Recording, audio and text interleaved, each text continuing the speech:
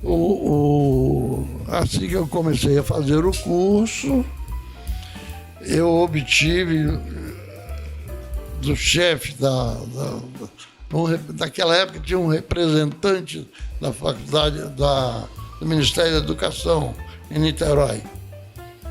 Eu tenho aqui guardado, se você quiser ver. Autorização para lecionar. Então, eu estudando, fazendo curso de filosofia, eu já tinha autorização para dar aula no curso ginasial. Aí comecei a dar aula como? Porque o doutor Michel Sades contraiu novas obrigações, ele progrediu na vida e ele me entregou 4 turmas de ginásio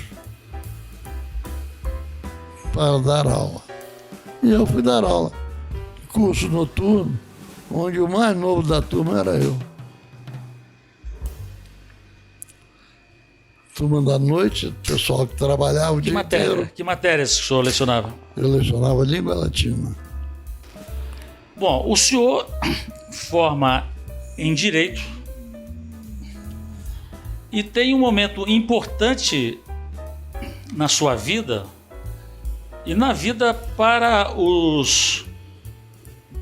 todos os fluminenses, que foi o seu ingresso na Procuradoria do Estado, onde o senhor prestou relevantes serviços à nossa sociedade.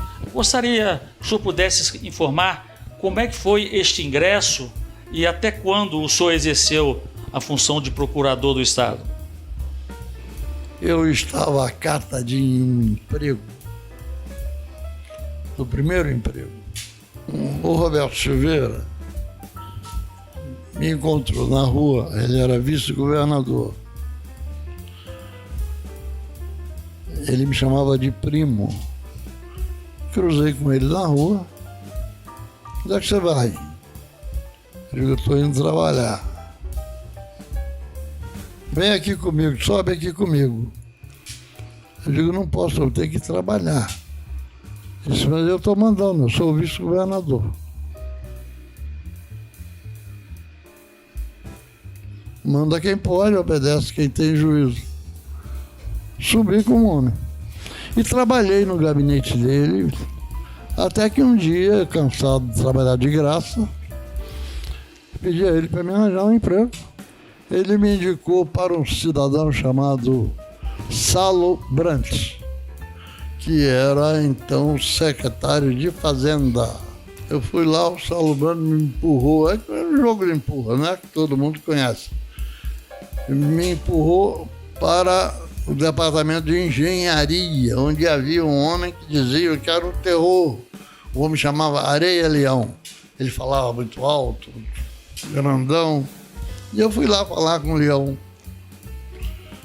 E o Leão mandou eu fazer uma prova. Tinha mais 3 rapazes. Ele chamou lá o doutor Jurandir. E o doutor Jurandir começou a aplicar a prova. Então nós fizemos várias provas. E eu passei. Pensei que eu fosse trabalhar no escritório. Eles me mandaram para trabalhar numa obra. Eu tinha que ficar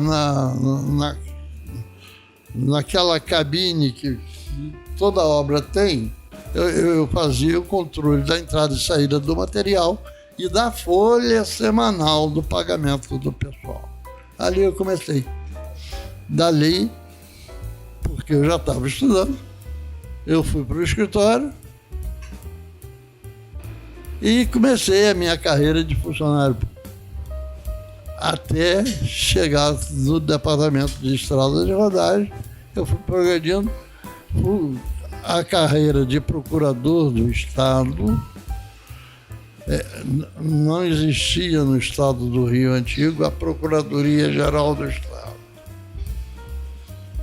Ela foi criada, chamaram o Reginaldo para ajudar a participar do grupo para arranjar a Procuradoria do Estado. Me nomearam, já era advogado do DR, Então eu fui nomeado procurador, a carreira de procurador P1, P2, P3. Eu a percorri por promoção, até que veio a fusão e juntou-se tudo. Quantos anos na Procuradoria? Foi de 1964 até a minha aposentadoria, em 1999. Concluída a Procuradoria, o senhor se aposenta, o senhor resolve voltar às origens, é isso? Eu era procurador, eu cheguei a um ponto na Procuradoria-Geral do Estado que eu era procurador, eu era o responsável por todas as execuções fiscais da capital. Eu era procurador, coordenador da cobrança da dívida ativa. E aquilo me esgotou, porque era muita coisa, era muito trabalho. Eu trabalhava com 15 outros procuradores, eu era o coordenador. E eu cansei. E pedi para vir para o interior.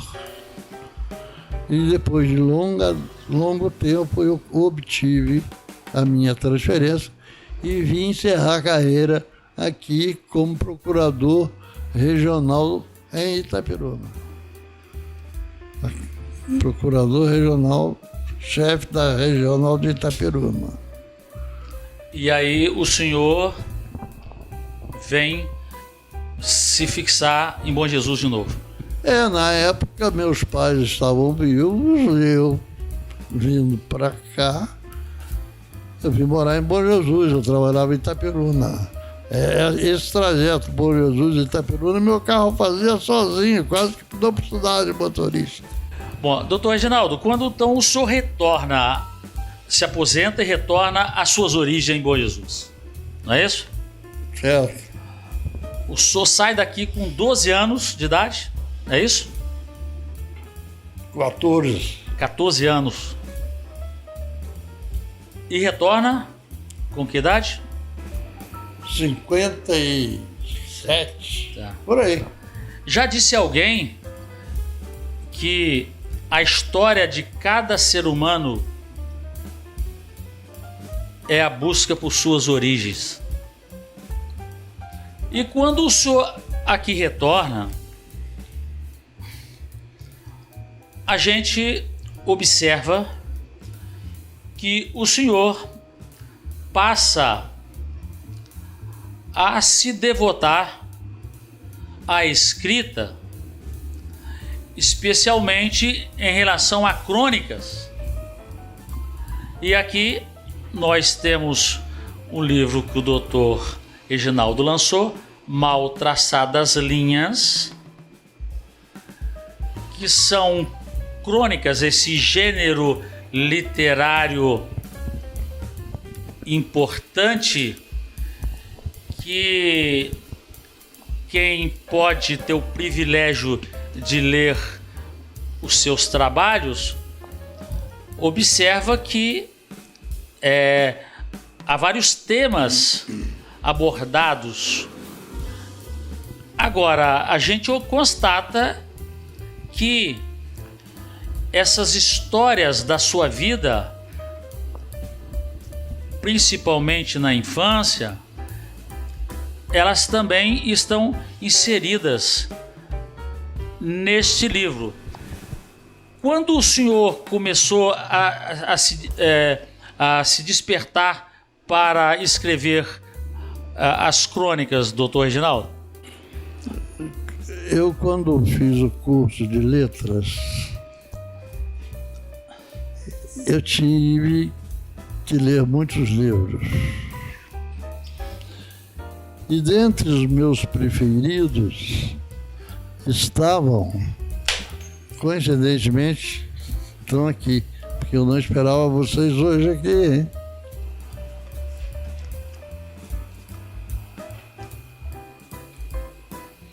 Drummond, Cecília Meirelles, Inácio Silveira de Queiroz,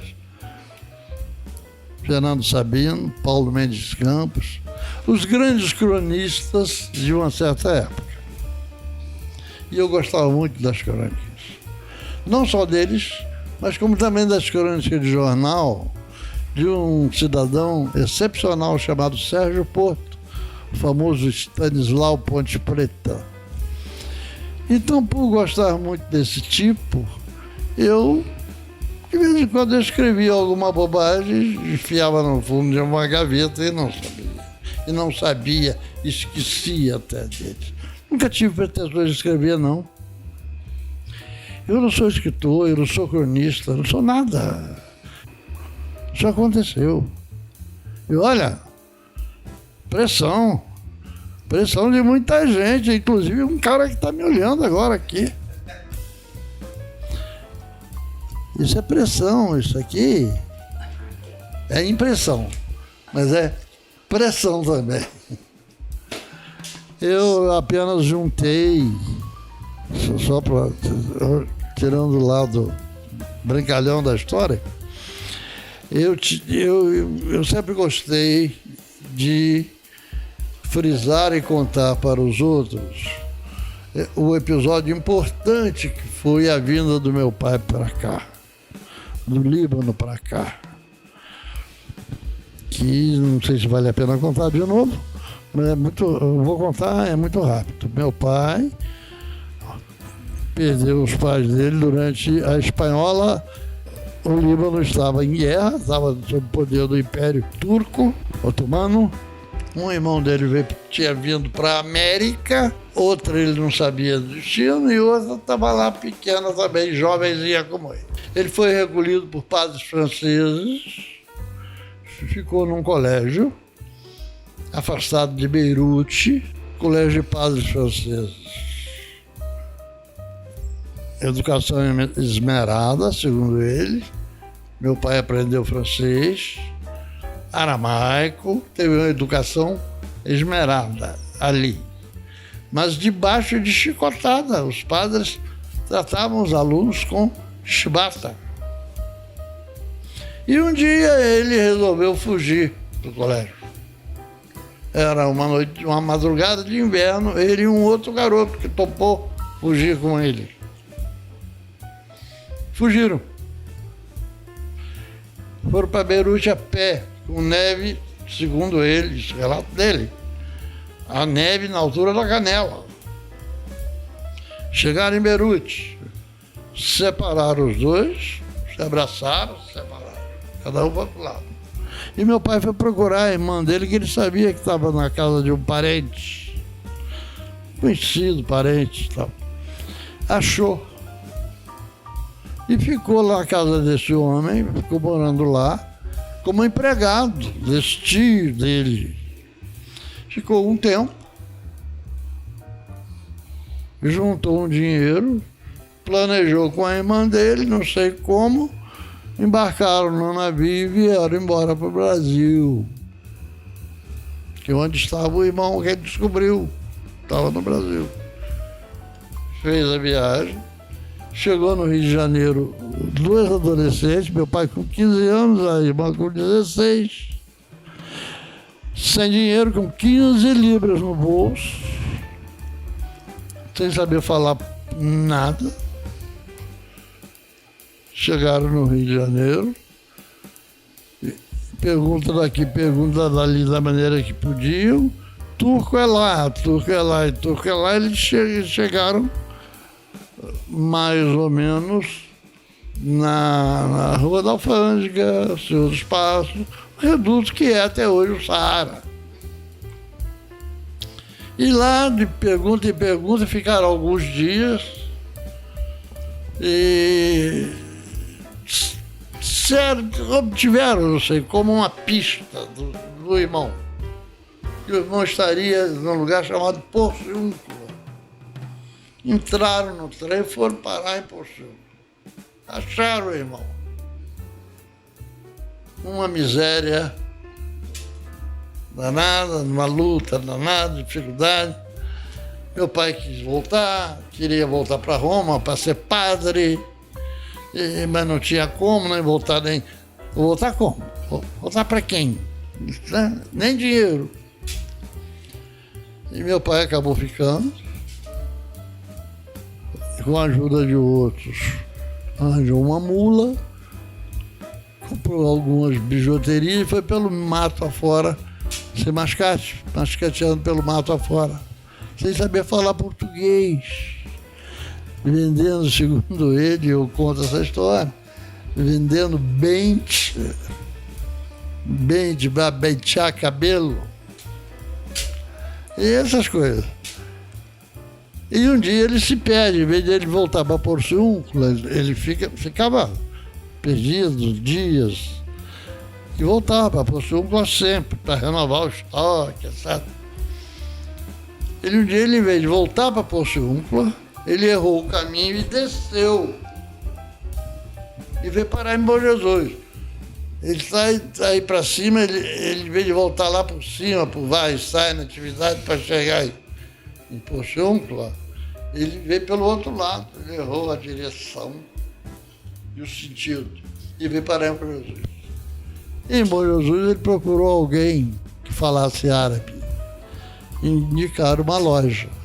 Ali tem um turco, e ele foi lá para falar. Entrou e, para surpresa dele, o dono da loja era o garoto que tinha fugido com ele do colégio lá no Líbano. Então eu tinha vontade de contar essa história. E contei essa história, mas falar a história do meu pai, aí tinha minha mãe também, eu tinha que falar da minha mãe. Mas ao falar da minha mãe, eu falei, pô, mas tem que falar da Denair, que me criou. Puxei a Denair. E essas coisas, uma coisa puxa a outra. Digo, mas por que? Quem é que está falando isso tudo? Sou eu, vou falar alguma coisa de mim também. E acabou dando nisso aqui. E aí eu conto depois algumas historinhas de fatos vividos por mim. Apenas eu troquei os nomes, evidentemente, para evitar processo, né, doutor? Doutor Reginaldo, o senhor falou nos grandes nomes aí da crônica nacional e Machado de Assis era um dos cronistas importantes, talvez o maior nome da literatura nacional. Eu estive pesquisando e constatei de que o Machado de Assis ele escreveu 600 crônicas entre 1859 e 1900. Uma média de 14 crônicas por ano. O senhor escreve uma crônica mensalmente no jornal A Voz do Povo e o Norte Fluminense, que resulta em 24 crônicas anuais, superando as 14 crônicas anuais de Machado de Assis. O senhor está brincando, doutor? Pois é. Eu gostaria de perguntar o seguinte: podemos aguardar mais um livro de crônicas do senhor? Pode não. O que eu tenho escrito para o para os jornais daqui, eu escrevo mais por amor, entendeu? Por amor mesmo. Eu não gosto de ver nada meu escrito, ver meu nome na imprensa. Eu não gosto de divulgação desse tipo, eu não gosto. E não tenho pretensões de fazer outro livro, não. Material tem, desse tipo de crônica, tem. Mas eu acho que não vale a pena, sabe por quê? É causar muito impacto maldoso na cabeça das pessoas, maltratar leitores, arranjar inimigos. Não é bom, não é de bom tom. Doutor Geraldo, o russo Tolstói assinalou certa vez que se você quer mutatis mutandis cantar o mundo, você canta a sua aldeia. Então, é cantando a nossa aldeia que nós cantamos o mundo. O que eu gostaria de registrar, doutor Reginaldo, é essa a importância de que a sociedade bonjesuense, mesmo através dos percalços, de incompreensões aqui e acolá, que fazem parte, né, do ser humano, mas como aquele guerreiro, a sonhador como a Amália, que vai à frente, mesmo sozinha, acreditando nos seus sonhos, criando caminhos e esperanças. Eu entendo que devemos continuar requerendo a Vossa Excelência, pleiteando a Vossa Excelência, que nos brinde de outras obras, outros livros, especialmente de suas crônicas. É o nosso pleito, doutor Reginaldo Teixeira Chariúbe. Com relação ao que você me disse, a humildade eu aprendi a ser humilde com meu pai. Meu pai sempre me obrigou, desde o princípio, me ensinou algumas palavras. Obrigado, por favor, a sua bênção. E eu aprendi assim. Eu fui, durante a minha trajetória universitária, eu militei na política universitária fluminense. Eu estou te revelando isso agora.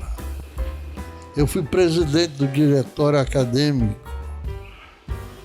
Oliveira Viana, da Faculdade de Filosofia, Ciências e Letras, 2 vezes. Fui aclamado pela 3ª vez numa assembleia como candidato e não aceitei, porque a minha mulher disse para mim que se eu fosse presidente do diretor acadêmico, eu já estava casado, ela me largaria.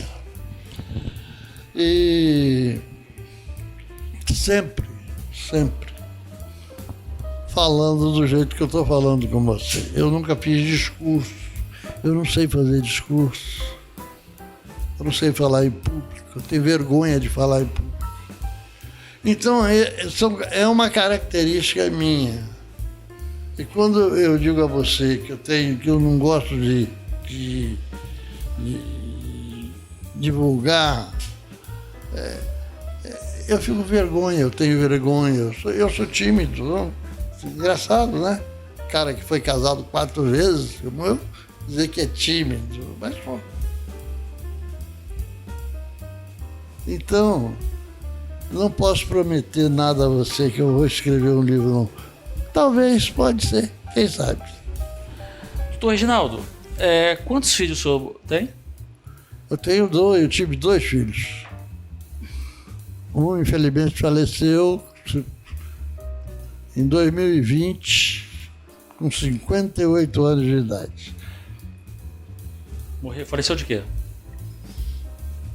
Complicações diabéticas. E a filha? A filha mora em Portugal.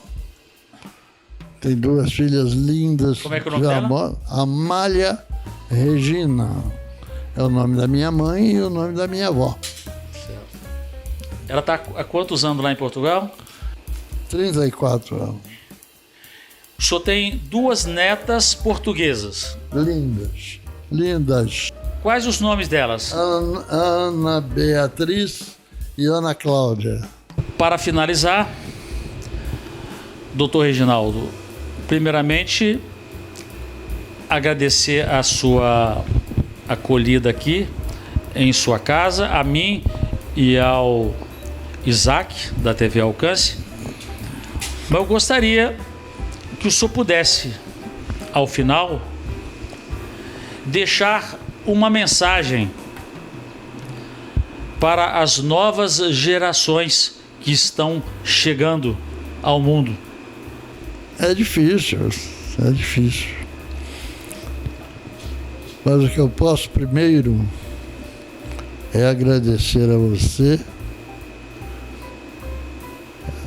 o fato de ter vindo fazer uma entrevista comigo, uma figura tão simples e humilde.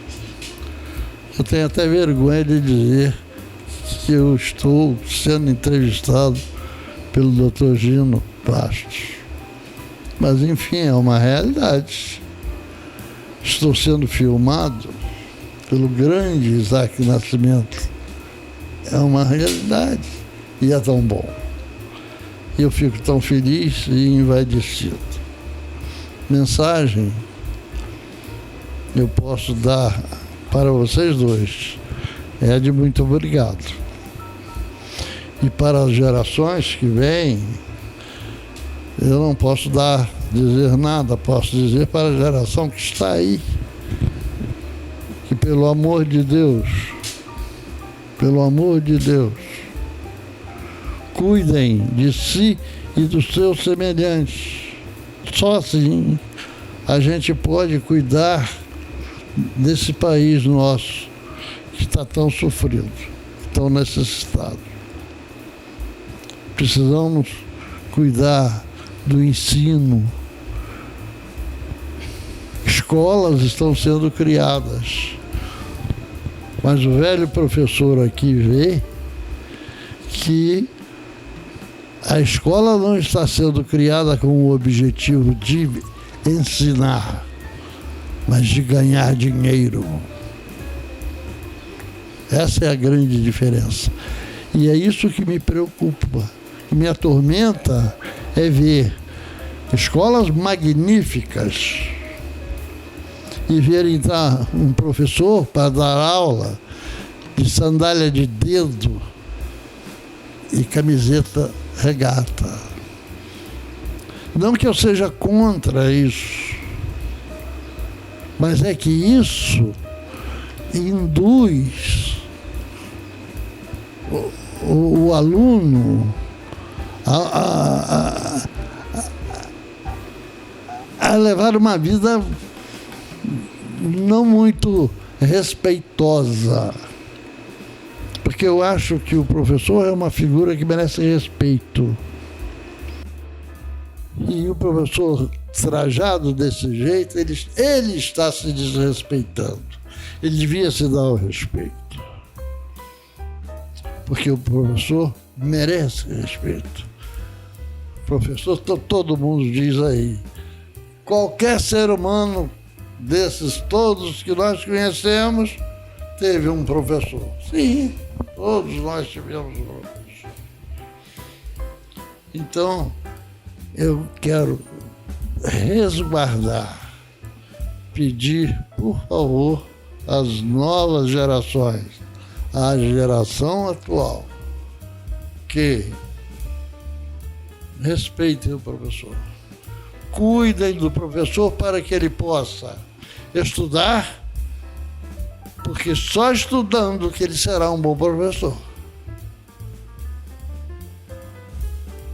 Nada mais eu posso falar. Nada mais eu posso dizer, senão agradecer de novo, dizer-lhe obrigado.